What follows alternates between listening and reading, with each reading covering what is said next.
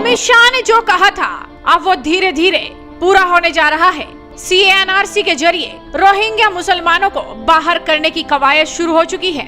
जम्मू कश्मीर में इसका ही एक नजारा देखने को मिला था जब एकाएक रोहिंग्या कैंप्स में भागम भाग मच गई। बोरिया बिस्तर समेट कर रोहिंग्या मुसलमान कैंप से भागने लगे। पुलिस के बुलावे पर अपने कागजों की जांच कराने के लिए रोहिंग्या मुसलमान दौड़ पड़े और पुलिस की कार्रवाई से किस तरह से बिलबिलाए वो भी आपको देखना चाहिए। रोहिंग्या हूँ, जम्मू में आया था 2012 में। जिस तरह आपको डिपोर्ट कर रहे हैं आप तो ये जैसे डिपोर्ट कर रहा है वो अच्छा है, लेकिन एक्चुअली ये होता है जैसे कुछ लोगों का माँ बहन इधर ले गया, कुछ बंदे को पकड़कर उधर लेके गया, ये अच्छा नहीं कर रहा है। रोहिंग्या मुसलमान जब देश से भाग रहे हैं तो देश का मुसलमान क्या बोल रहा है आज इस खबर में आपको दिखाएंगे। दरअसल कल की ही बात है जब जम्मू के रोहिंग्या कैंप्स में अचानक से भागम भाग मच गई। रोहिंग्या मुसलमान कैंप से बोरिया बिस्तर समेट कर भाग रहे थे। आलम ये था कि कैंप के बचे हुए लोग अपने रिश्तेदारों के इंतजार में भूखे बैठे थे। इन सब की वजह है होल्डिंग सेंटर, जहां अब तक 155 से ज्यादा रोहिंग्या रखे जा चुके हैं। इलाके में अफरा तफरी थी और जब उनसे बातचीत की गई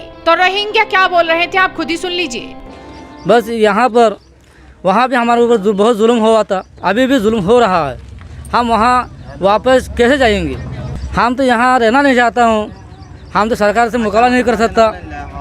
पर अचानक में ऐसा हुआ था तो हम उसमें क्या कह सकते हैं, हम तो जाने के लिए तैयार है। देखो हमारा हालात, हम सिर्फ जान बचाने के लिए आया, हम यहाँ रहने के लिए आया नहीं है, क्योंकि हमारा गांव नहीं है। हमारा गांव उधर ही रह गया। हम बिल्कुल हमारा गांव जाऊँगा, बिल्कुल जाने के लिए तैयार हूँ। लेकिन बात तो ये है, हमारे लिए जो नेशनलिटी ले लिया, हम नेशनलिटी अगर वापस करेंगे हमारा देश थोड़ा शांति होगा, हमारा देश आज़ाद होगा, हमारा देश अच्छा जब भी बनेगा हम भी तब भी जाने के लिए हम बिल्कुल तैयार हूँ। हम यहाँ एक जगह रहने के लिए तैयार नहीं है। मैं 2009 में आया था, उस टाइम तो कोई परेशानी नहीं था। अभी इस टाइम कल 2 दिन से ये परेशानी और घर से सो नहीं पा रहा हूँ। यहाँ पे भागना वहीं जा रहा हूँ, इधर जा रहा हूँ, पुलिस दौड़ाते जा रहे।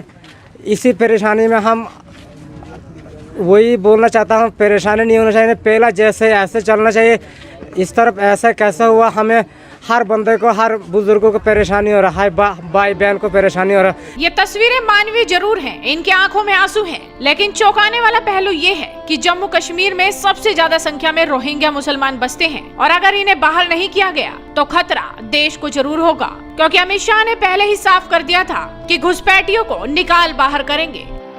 जो कहते हैं वो करते हैं। हमने CAA का कानून पारित किया है।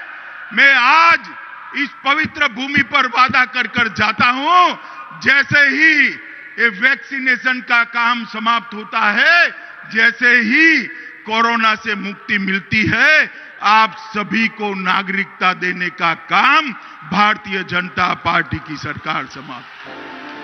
और अब आपको देखना चाहिए, जैसे ही रोहिंग्या मुसलमानों पर एक्शन शुरू हुआ तो देश का मुसलमान क्या बोलने लगा। मोहम्मद आजम खान लिखते हैं, एक समय था जब कई देशों में रोहिंग्या खौफ का पर्याय बन गया था। वामपंथी से भारत में बसाने की वकालत कर रहे थे। आज खबरें आ रही हैं कि रोहिंग्या अपना सामान समेट उल्टे पांव भाग रहे हैं। समय बदलते देर नहीं लगती, अपना भारत बदल चुका है। अकबर शेख लिखते हैं, रोहिंग्या को भारत में बसाने का प्रयास वही लोग कर रहे हैं जिन्होंने CAA का पुरजोर विरोध किया था, शाहीन बाग जैसे खतरनाक देश तोड़ो आंदोलन किए थे। अब इन घुसपैठियों को उनके वतन वापस भेजने का सही समय आ गया है। खुर्शीद खान लिखते हैं, जम्मू कश्मीर में अवैध रूप से रह रहे करीब 10,000 रोहिंग्या मुसलमानों को वापस म्यांमार भेजने की तैयारी शुरू हो गई है। मुझे ये समझ नहीं आ रहा, इसमें केवल मुसलमान ही क्यों हैं और कोई क्यों नहीं। तो देश का मुसलमान यही बोल रहा है कि अब वक्त बदल गया है, देश बदल चुका है, अब एक्शन जबरदस्त तरीके से होगा। और देखा जाए तो म्यांमार की ना तो सीमा जम्मू कश्मीर से सटी है और ना मौसम कहीं मेल खाता है, लेकिन इसके बावजूद रोहिंग्या नागरिक जबरदस्त तरीके से जम्मू कश्मीर में बसे हैं और ये एक बड़ी साजिश का नतीजा है।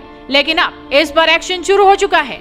देखना होगा कि आगे कौन कौन से शहरों में, कौन कौन से राज्यों में इन रोहिंग्या मुसलमानों पर, घुसपैठियों पर एक्शन होगा। ये देखने वाली बात होगी। तो आप भी इस वीडियो को ज्यादा से ज्यादा शेयर कीजिए और जुड़े रहिए हेडलाइंस इंडिया के साथ।